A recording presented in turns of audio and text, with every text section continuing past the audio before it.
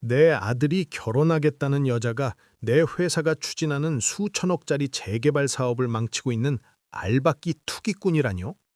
여러분이라면 이 기막힌 우연을 어떻게 받아들이시겠습니까?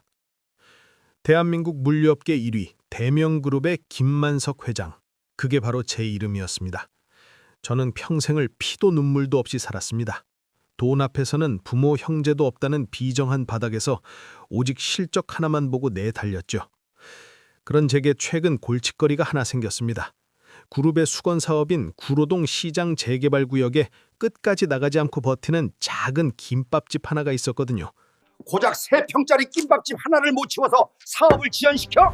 당장 용역을 풀든 돈을 쏟아붓든 내쫓아.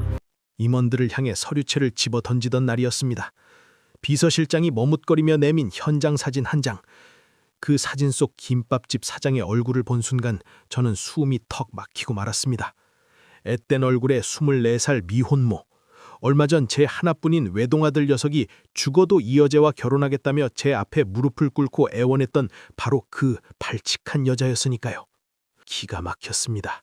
재벌가 아들을 꼬드겨 신분 상승을 노리는 것도 모자라 시아버지가 될 사람의 회사에 알박기를 해서 수십억 보상금까지 뜯어내려 하다니요. 세상에 이런 지독한 우연이 또 있을까요? 정말 지독하게 발톱을 숨긴 꽃뱀이 틀림없었습니다. 저는 당장 비서들을 물리고 창고 구석에 처박혀 있던 해진 등산복과 낡은 벙거지 모자를 꺼내 들었습니다. 그 여자의 진짜 뻔뻔한 민낯을 제 두 눈으로 직접 확인해야 직성이 풀릴 것 같았거든요. 찬 바람이 뼛속까지 파고드는 초겨울의 저녁이었습니다. 화려한 네온사인이 꺼져가는 구로동 구시장 골목 끝, 낡은 간판에 불이 켜진 엄마 손 김밥 문을 열고 들어섰습니다. 어서 오세요. 날이 많이 춥죠? 고소한 참기름 냄새 사이로 맑고 밝은 목소리가 들려왔습니다. 등 뒤에 갓난아기를 낡은 포대기로 업은 채 지연이 환하게 웃으며 저를 맞이했습니다. 저는 일부러 모자를 푹 눌러쓰고 구석자리에 삐딱하게 앉았습니다. 메뉴판도 보지 않고 가장 싼 야채김밥 한 줄을 툭 시켰죠. 가게 안은 낡았지만 먼지 한 톨 없이 정갈했습니다. 테이블은 반짝거렸고 구석구석 사람의 온기가 배어 있었죠. 하지만 제 눈에는 그저 동정심을 유발하려는 얄팍한 쇼로만 보였습니다. 저는 서빙된 김밥을 젓가락으로 이리저리 파헤쳤습니다. 미리 주머니에 준비해간 제 흰 머리카락 한 가닥을 슬쩍 김밥 위에 올려놓았죠. 아니 식당 위생 이게 뭡니까? 김밥에서 머리카락이 나오잖아. 사장 나! 식당이 떠나가라 소리를 질렀습니다. 보통의 식당 주인들이라면 얼굴을 붉히며 변명하거나 같이 화를 냈겠죠. 저는 그 여자의 밑바닥 본성이 튀어나오길 기다렸습니다. 그런데 지연의 반응은 제 예상을 완전히 빗나갔습니다. 어르신 정말 죄송합니다. 제가 아기를 업고 일하다 보니 실수를 했나 봐요. 입맛 버리셔서 어떡해요. 지연은 변명 한마디 없이 제 앞에 90도로 허리를 숙였습니다. 오히려 흠칫 놀란 건 저였습니다. 지연은 황급히 김밥을 치우더니 주방에서 김이 모락모락 나는 따뜻한 소고기 국밥 한 그릇을 새로 내왔습니다. 날씨도 추운데 차가운 김밥 대신 이거 드세요. 돈은 안 받을 테니까 든든하게 속 때우고 가세요, 어르신. 국밥 위로 피어오르는 뽀얀 김 너머로 지연의 맑은 눈동자가 보였습니다. 유행진한 낡은 패딩 점퍼에 화장기 하나 없는 얼굴, 등에 업힌 아기는 세상 모르고 새근새근 잠들어 있었습니다. 순간 제 가슴 한 구석이 묘하게 덜컹거렸습니다. 이게 아닌데 이렇게 맑은 얼굴을 한 투기꾼이 있다고? 혼란스러웠습니다. 숟가락을 들지도 못한 채 그 모녀를 빤히 바라볼 수밖에 없었죠. 바로 그때였습니다. 쾅 하는 무서운 굉음과 함께 식당 유리문이 박살났듯 열렸습니다. 야 유지연! 너 오늘이 퇴거 마지막 날인 거 몰라? 당장 집 앞에! 검은 마스크를 쓴 건장한 용역깡패 3명이 식당 안으로 들이닥쳤습니다. 다짜고짜 식탁을 발로 걷어차고 의자를 집어 던지기 시작했습니다.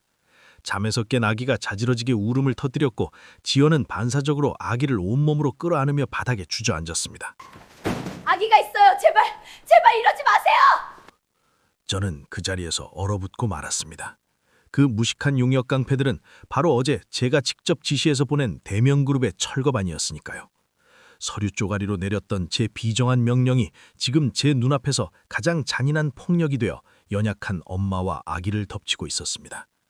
아기를 지키려 웅크린 지연의 가녀어린 등 위로 깡패들의 험악한 그림자가 드리워졌습니다. 제 심장이 미친 듯이 뛰기 시작했습니다. 과연 저는 이 끔찍한 진흙탕 속에서 어떤 선택을 해야 하는 걸까요? 눈앞에 3억 원짜리 다이아몬드 반지가 떨어져 있다면, 그것도 당장 내 아이 먹일 분유 한 통 살 돈조차 없는 막막한 상황이라면 여러분은 어떤 선택을 하시겠습니까? 용역 깡패들이 들이닥쳤던 그날 밤, 저는 얼결에 소리를 질러 동네 사람들을 모았습니다. 사람들의 시선이 쏠리자 깡패들은 침을 뱉으며 물러났죠. 난장판이 된 가게 바닥에 주저앉아 벌벌 떠는 지연을 보며 저는 묘한 죄책감에 시달렸습니다. 내 지시로 벌어진 참상이건만 그녀는 오히려 제 옷깃에 먼지를 털어주며 다친 데는 없냐고 물어왔으니까요. 그럼에도 제 오랜 의심은 쉽게 거치지 않았습니다. 사람 속은 모르는 법, 특히 가난은 사람의 바닥을 가장 쉽게 드러내게 만들죠. 저는 그녀의 진짜 밑바닥을 확인하기 위해 아주 치사하고도 확실한 덫을 놓기로 했습니다. 며칠 뒤 시장통 골목 어귀. 저는 낡은 지갑 하나를 그녀의 김밥집 테이블 밑에 슬쩍 떨어뜨려 두었습니다. 그 안에는 현금 100만 원과 제 아내가 생전에 끼던 3억 원짜리 다이아몬드 반지가 들어있었죠. 보석의 문외 아닌 사람이 봐도 한눈에 진짜임을 알 수 있는 영롱한 물건이었습니다. 며칠 동안 저는 맞은편 다방 창가에 앉아 그녀의 가게를 지켜봤습니다. 지연의 상황은 벼랑 끝이었습니다. 용역들이 가게 집기를 부수고 간 탓에 제대로 장사도 하지 못했죠. 창 너머로 보이는 그녀는 텅 빈 분유통을 거꾸로 탈탈 털며 깊은 한숨을 쉬고 있었습니다. 아기는 배가 고파 찡얼거렸고 낡은 패딩을 여미는 지연의 어깨는 한없이 처져 보였습니다. 팔아라. 팔아서 네 빚도 갚고 도망쳐라. 그러면 내 아들도 널 포기할 테니. 저는 속으로 수없이 중얼거렸습니다. 돈 앞에서는 누구나 무너진다는 제 평생의 신념이 증명되기를 바랬죠. 가게 문을 걸어 잠그고 전당포로 달려가는 그녀의 뒷모습을 끈질기게 기다렸습니다. 그런데 이상했습니다. 지연은 밤늦도록 가게 간판불을 끄지 않았습니다. 칼바람이 부는 시장 골목. 지연은 얇은 포대기로 아기를 업고 문 밖을 서성였습니다. 추위에 발을 동동 구르면서도 혹시나 지갑을 잃어버린 노인이 다시 찾아올까봐 골목 어귀를 매일같이 지키고 있었던 겁니다. 그 미련한 모습을 보며 제 가슴이 쿵 하고 내려앉았습니다. 사흘째 되던 날 저녁, 김밥집 안. 결국 견디지 못하고 제가 먼저 식당 문을 열고 들어섰습니다. 허름한 벙거지 모자를 쓴 저를 발견하자마자 지연은 눈물을 글썽이며 달려왔습니다. 어르신, 세상에 얼마나 놀라셨어요. 날도 추운데 어쩌다 그걸 떨어뜨리셔서. 지연의 거칠어진 손에 들린 것은 제가 두었던 그 지갑이었습니다. 단돈 1,000원 한 장 비지 않은 온전한 상태 그대로였죠. 오히려 지갑 겉면에 묻어있던 먼지가 깨끗하게 닦여 있었습니다. 이게 얼마나 큰 돈인 줄 알고 돌려주는 거요? 아기 분유 살 돈도 없어 보이던데. 제가 퉁명스럽게 묻자 지연은 얼어붙은 두 손을 호호 불며 환하게 웃어 보였습니다. 제 돈이 아니잖아요. 그리고 어르신한테 엄청 소중한 물 같던데요. 이런 거 잃어버리면 가슴에 피멍 들어요. 찾으셔서 정말 다행이에요. 저는 할 말을 잃었습니다. 수천억을 주무르며 세상 무서울 것 없이 살아온 대명그룹 회장 김만석. 평생 돈으로 사람의 가치를 매겨왔던 제가 3평짜리 낡은 김밥집에서 완벽하게 참패를 당하는 순간이었습니다. 사례금이라도 쥐어주려 지갑에서 수표를 꺼내는 제 손을 지연은 황급히 밀어냈습니다. 사람돌이 한 건데 돈을 받으면 벌 받는다며 오히려 갓 끓인 따뜻한 보리차 한 잔을 제 손에 쥐어주었죠. 그 따뜻한 온기가 꽁꽁 얼어붙은 제 심장을 녹이는 것 같았습니다. 가게를 빠져나와 골목 구석에 몸을 숨겼습니다. 덜덜 떨리는 손으로 담배를 꺼내 무는데 익숙한 실루엣 하나가 헐레벌떡 김밥집 쪽으로 뛰어가는 것이 보였습니다. 제 아들 도진이었습니다. 그룹 기획실장으로 수백만 원짜리 명품 수트만 입던 녀석이 무릎이 늘어난 후줄근한 트레이닝복에 밑창 다른 운동화 차림이었습니다. 도진은 가게 문을 열고 들어가자마자 지연의 얼어붙은 손을 자신의 점퍼 속에 품었습니다. 지연아, 미안해. 내가 오늘 야근하느라 늦었어. 용역들 안 왔어? 애기 열은 좀 내렸고? 오빠도 회사원이라 매일 눈치 보면서 일하잖아. 나 진짜 괜찮아. 오빠까지 이 진흙탕에 끌어들이기 싫어. 가난한 말단 직원 연기를 하며 지연을 돕는 아들의 모습, 그리고 자신도 무너지기 직전이면서 행여나 남자가 힘들까봐 등을 떠미는 지연. 그건 제가 그토록 의심했던 불순한 관계가 아니었습니다. 낡은 유리창 너머로 서로의 상처를 핥아주는 두 사람은 진짜 사랑을 하고 있었습니다. 세상 가장 미련하고 투명한 사랑. 얼굴이 화끈거렸습니다. 3억 원짜리 다이아몬드로 사람을 시험하려 했던 얄팍한 내 속물근성. 돈을 노리고 접근한 꽃뱀일 거라 단정지었던 나의 오만함. 그 모든 것들이 부끄러워 고개를 들 수가 없었죠. 이 아이라면 내 며느리로 받아들여도 좋지 않을까? 처음으로 그런 생각이 머리를 스쳤습니다. 하지만 운명은 참으로 가혹합니다. 제 마음의 단단한 벽이 허물어지려던 찰나 진짜 위기는 전혀 예상치 못한 곳에서 폭풍처럼 밀려오고 있었습니다. 용역들이 가위로 싹둑 잘라버린 낡은 전선, 얼음장처럼 차갑게 식어가는 단칸방, 그리고 그날 밤 끓어오르기 시작한 갓난아기의 불덩이 같은 고열. 평범한 미혼모인 줄로만 알았던 지연의, 아니 이 모녀의 핏빛 비밀이 서서히 수면 위로 떠오르고 있었습니다. 세상에서 가장 무서운 소리가 뭔지 아십니까? 칠흑 같은 어둠 속에서 갓난아기의 숨 넘어가는 울음소리를 듣는 일입니다. 돈으로 모든 것을 살 수 있다고 믿었던 제 오만함이 그날 밤 산산조각 나고 말았습니다. 며칠 뒤 상황은 최악으로 치달았습니다. 제가 지시했던 재개발 용역들은 도를 넘고 있었죠. 급기야 포크레인 한 대가 좁은 시장 골목을 밀고 들어와 엄마 손 김밥 입구를 틀어막았습니다. 전기와 수도마저 뚝 끊겨버렸습니다. 저는 무언가 잘못되어 가고 있음을 직감했습니다. 당장 용역들을 철수시키고 싶었지만 제 정체를 드러내지 않고는 막을 방법이 없었죠. 그날 밤엔 야속하게도 폭우가 쏟아졌습니다. 맞은편 다방 처마 밑에서 밤을 새우며 김밥집을 지켜보던 제 눈에 믿을 수 없는 광경이 들어왔습니다. 도와주세요! 제발 우리 우주 좀 살려주세요! 택시! 가게 문을 박차고 나온 지연이었습니다. 쏟아지는 빛 속에서 얇은 포대기 하나로 아기를 감싼 채 도로를 향해 미친 듯이 뛰고 있었습니다.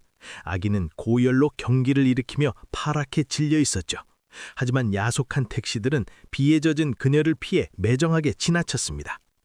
저는 더 이상 거지 할아버지 연기를 할 겨를이 없었습니다. 빗속을 뚫고 지연에게 달려갔습니다. 놀라 주저앉은 그녀를 부축하며 주머니 속 회장 전용 비밀폰을 꺼내 비서실장에게 소리쳤습니다. 1분 안에 내 차를 대기시키라고 말입니다.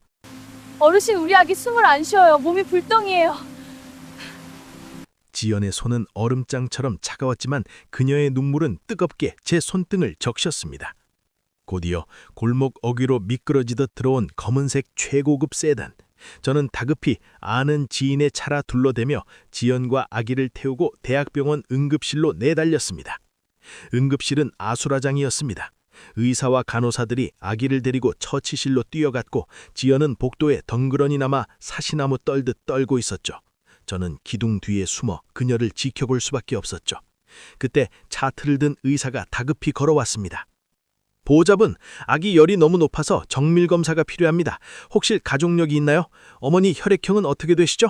만약을 위해 수혈 준비도 해야 합니다. 지연은 입술을 파르르 떨며 대답했습니다. 저는 O형이고요. 우리 우주는 AB형이에요.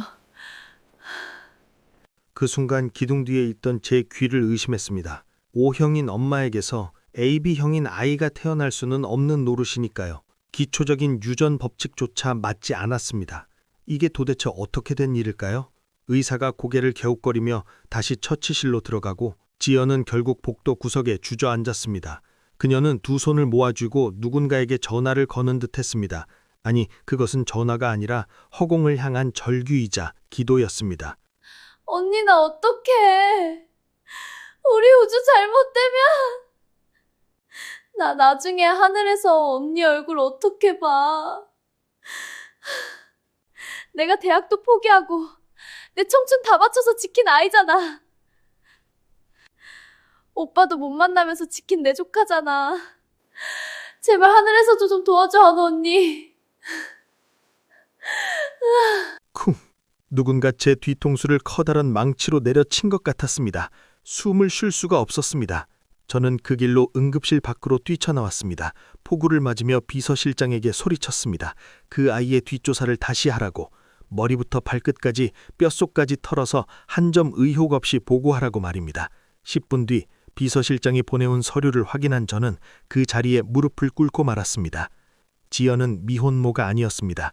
1년 전 교통사고로 언니와 형부를 한날 한시에 잃고 세상에 홀로 남겨진 핏덩이 조카를 품에 안은 24살의 이모였습니다.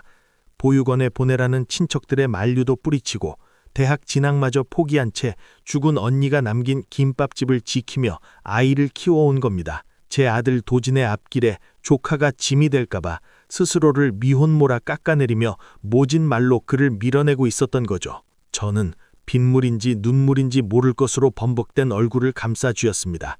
천하의 김만석이 기업을 이끄는 거물이란 작자가 사람 하나 제대로 보지 못했습니다. 이토록 고귀하고 숭고한 희생을 짊어진 어린 아이를 향해 돈을 노린 꽃뱀이라며 손가락질을 했습니다. 심지어 그 가녀린 어깨 위에 용역 깡패들을 보내 폭력을 휘둘렀습니다. 제가 무슨 짓을 저지른 걸까요? 제 오만함이 천사 같은 아이의 삶을 짓밟고 있었습니다. 바로 그때였습니다. 주머니 속에 있던 제 본래의 휴대폰이 시끄럽게 울기 시작했습니다. 화면에 뜬 이름은 재개발 구력을 담당하는 용역업체의 반장. 회장님, 지시하신 대로 지금 포크레인으로 그 김밥집 간판부터 다 때려 부수고 있습니다. 내일 아침이면 싹 밀어버리겠습니다. 수화기 너머로 들려오는 철거의 굉음, 제 심장이 차갑게 얼어붙었습니다. 지금 이 시간에도 저 무식한 기계들이 제 며느리의 유일한 보금자리를 박살내고 있었던 겁니다. 저는 떨리는 손으로 전화기를 움켜쥐었습니다. 이제 더 이상 뒤에 숨어 있을 수만은 없게 되었습니다. 가장 밑바닥까지 떨어져 봤을 때 비로소 진짜 내 편이 누구인지 알게 된다고들 하죠. 칠흑 같은 절망 속에서 쇳덩어리 포크레인을 맨몸으로 막아서던 그 여린 어깨. 저는 그날 제 평생을 바쳐 일군 그룹의 모든 권력을 오직 한 사람, 제 며느리를 지키기 위해 쓰기로 결심했습니다. 세상의 모든 화살을 막아주는 단단한 방패가 되어주기로 말입니다. 다음 날 아침 처참하게 부서진 구로동 시장 골목. 다행히 우주의 열은 밤사이에 기적처럼 내렸습니다. 아침 해가 뜰 무렵 뜬 눈으로 밤을 지새워 창백해진 얼굴로 아기를 안고 퇴원한 지연은 곧바로 시장으로 향했죠. 하지만 그녀를 기다리고 있는 건 끔찍한 지옥이었습니다. 제가 철수를 명령하기 전 새벽부터 한 발 앞서 작업에 들어갔던 용역 깡패들이 기어이 일을 치르고 만 겁니다. 엄마 손 김밥의 낡은 간판은 시멘트 바닥에 나뒹굴고 있었습니다. 유리창은 산산조각이 났고 지연이 언니의 유품처럼 아끼던 주방 집기들과 쌀독이 무참히 짓밟혀 가게 앞은 난장판이 되어 있었죠. 안 돼요! 제발 그만하세요! 여기 어떤 곳인데? 우리 언니가 목숨처럼 지킨 곳이란 말이에요! 지연은 아기를 업은 채 무너진 가게 한가운데로 뛰어들었습니다. 건장한 용역반장이 귀찮다는 듯 혀를 차며 지연의 얇은 어깨를 거칠게 밀쳐냈습니다. 차가운 흙바닥에 나동그라진 지연은 깨진 그릇 조각들을 부여잡고 오열했습니다. 누구 하나 나서서 도와주는 이 없는 철저하게 고립된 섬. 그 지독한 외로움과 공포가 바로 제가 그 아이에게 준 끔찍한 선물이었습니다. 바로 그 순간이었습니다. 좁고 구불구불한 시장 골목 입구로 검은색 최고급 세단 10대가 흙먼지를 일으키며 줄지어 미끄러져 들어왔습니다. 평소라면 시장통에 어울리지 않을 압도적인 위압감이었죠. 끼익 하는 날카로운 마찰음과 함께 차문이 일제히 열렸습니다. 검은 정장을 입은 수십 명의 경호원들이 도열하며 굳게 닫힌 길을 열었습니다. 그리고 제일 마지막 차량에서 제가 내렸습니다. 냄새나는 낡은 깔깔이와 벙거지 모자를 벗어던진 대한민국 재계 1위 대명그룹 김만석 회장의 온전한 모습으로 말입니다. 제 옆에는 얼굴이 사색이 된 재개발 담당 본부장과 숨을 헐떡이며 달려온 제 아들 도진이가 서 있었습니다. 저는 은장식이 달린 지팡이로 땅을 거칠게 내리치며 산산조각이 난 김밥집 앞으로 섬큼섬큼 걸어갔습니다. 구경하던 상인들이 홍해 갈라지듯 길을 비켰습니다. 어떤 놈이 겁도 없이 내 며느리 가게에 손을 대! 제 호통 한마디에 시장 골목에 찬물이 끼얹은 듯 정적이 흘렀습니다. 망치를 들고 으스대던 용역 반장이 저와 제 뒤에 선 임원의 얼굴을 번갈아 보며 파랗게 질렸습니다. 회장님, 아니 이건 분명히 그룹에서 아침까지 쌀량 밀어버리라고 지시하신. 짝! 둔탁하고 매서운 마찰음이 아침 공기를 가르고 울려 퍼졌습니다. 저는 용역 반장의 말을 끊고 제 옆에 서 있던 재개발 담당 본부장의 뺨을 후려쳤습니다. 구로동 재개발 사업 지금 이 시간부로 전면 백지화한다. 당장 이 쓰레기들 다 치우고 이 가게 원래대로 복구해놔. 여기가 내 귀한 손자가 자랄 집이다. 임원은 파들파들 떨며 고개를 숙였고 흉기를 들고 설치던 용역들은 혼비백산하여 연장을 내던지고 뒷걸음질을 쳤습니다. 흙먼지를 뒤집어 쓴 채 바닥에 주저앉아 있던 지연은 숨을 쉬는 것조차 잊은 듯 얼어붙어 있었습니다. 최고급 수트를 입고 수십 명의 호의를 받는 호랑이 같은 재벌 회장. 그 무서운 노인의 얼굴에서 며칠 동안 공짜 국밥을 얻어먹고 다이아몬드 지갑을 흘리고 갔던 불쌍한 거지 할아버지의 모습을 발견했기 때문입니다. 지연의 커다란 눈망울이 믿을 수 없다는 듯 심하게 흔들렸습니다. 저는 지팡이를 내던지고 천천히 아주 조심스럽게 그녀에게 다가갔습니다. 평생을 살며 수많은 권력자 앞에서도 한 번 굽혀본 적 없는 무릎이었습니다. 수천억의 손실 앞에서도 눈 하나 깜짝하지 않던 꼿꼿한 자존심이었습니다. 하지만 저는 1초의 망설임도 없이 차가운 시멘트 바닥 위로 두 무릎을 꿇었습니다. 미안하다. 내가 늙고 눈이 멀어 귀한 널 알아보지 못했다. 핏덩이 조카를 제 자식처럼 거둔 네 그 고운 심성을 몰라보고 이 못난 시애비가 천벌받을 짓을 했어. 제발 부족한 나를 용서해다오. 시장통 사람들은 약속이나 한 듯 숨을 죽였습니다. 하늘 같은 대기업 회장이 가난한 김밥집 처녀 앞에 무릎을 꿇고 굵은 눈물을 뚝뚝 흘리며 사죄를 하고 있었으니까요. 그건 돈이나 지위로 계산할 수 없는 한 어른의 뼈저린 참회였습니다. 제 아들 도진이도 달려와 흑투성이가 된 지연을 꽉 끌어안고 소리 없는 눈물을 쏟아냈습니다. 지연은 그제야 참고 참았던 맺힌 서러움을 터뜨렸습니다. 덜덜 떨리는 손으로 제 옷자락을 부여잡고 아이처럼 소리내어 엉엉 울기 시작했습니다. 상처받은 길고양이처럼 세상에 나를 세우던 여린 소녀 가장이 비로소 마음 편히 기댈 수 있는 진짜 가족의 품을 찾은 순간이었습니다. 먹구름이 완전히 걷히고 무너진 지붕 틈새로 따뜻한 아침 햇살이 스며들고 있었습니다.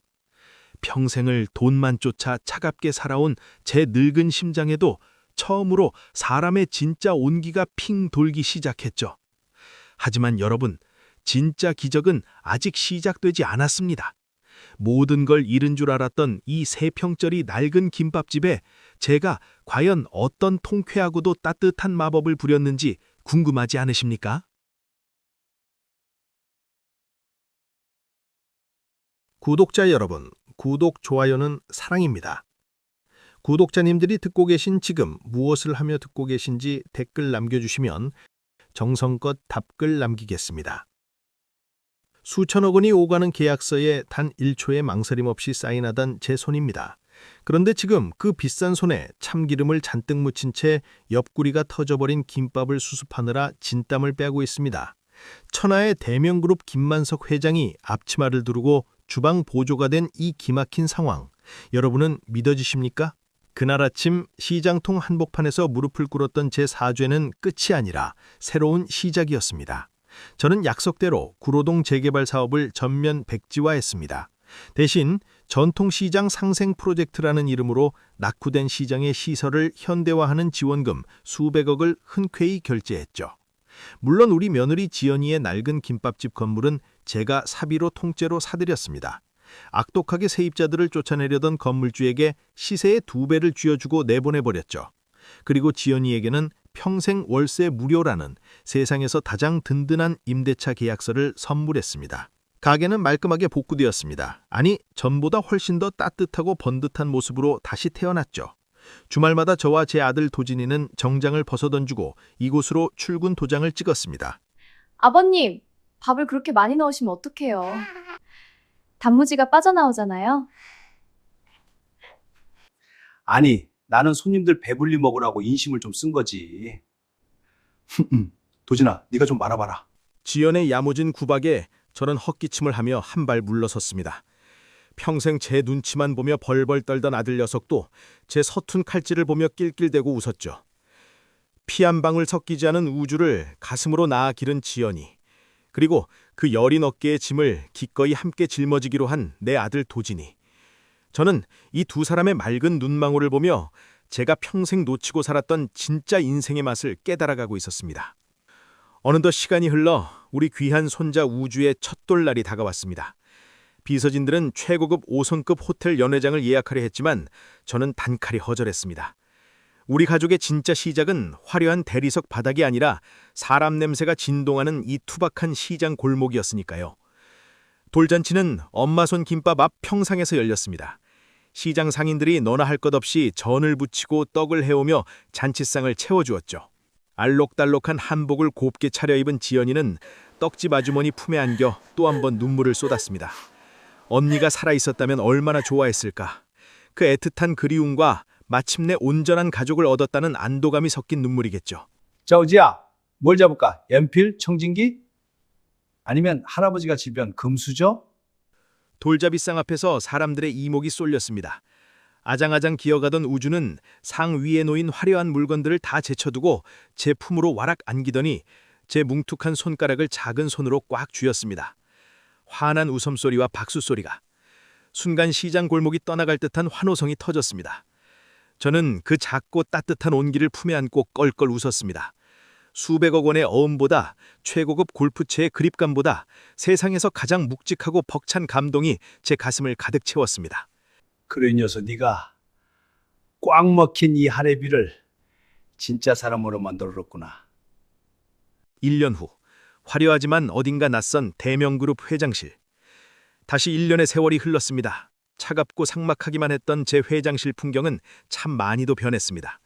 최고급 소파 위에는 우주가 두고 간 뽀로로 인형이 뒹굴고 있고, 책상 한편에는 지연이와 도진이, 그리고 우주와 함께 찍은 가족 사진이 가장 좋은 자리를 차지하고 있습니다.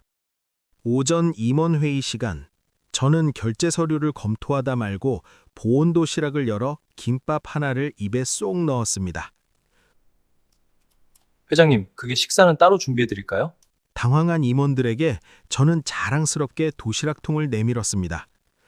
우리 며느리가 새벽부터 싸준 김밥이야. 자네들도 한 입씩 해봐. 세상 어떤 진수성찬보다 기가 막힌 맛이니까. 68의 나이, 저는 평생을 바쳐 1등 기업을 만들었고 남부럽지 않은 돈을 벌어보았습니다. 하지만 그때의 저는 세상에서 가장 가난한 빈털털이었습니다. 지갑은 두꺼웠을지언정 누군가를 위해 기꺼이 내어줄 따뜻한 마음 한 조각 없는 혹독한 겨울 속에 살았기 때문입니다. 비바람이 몰아치던 그날 밤, 조카를 살리기 위해 맨발로 뛰던 24살의 며느리, 그 아이가 제 굳어거린 심장에 다시 붉은 피가 돌게 해주었습니다. 핏줄이라는 좁은 울타리를 넘어 서로의 상처를 보듬고 기꺼이 우산이 되어주는 것, 그것이 진짜 가족이라는 것을 말입니다. 진정한 부자는 통장 잔고가 많은 사람이 아닙니다. 기꺼이 자신의 마음을 열고 내 곁의 사람들에게 따뜻한 밥 한 끼를 나눌 수 있는 사람. 저는 이제야 세상에서 가장 든든한 진짜 부자가 되었습니다.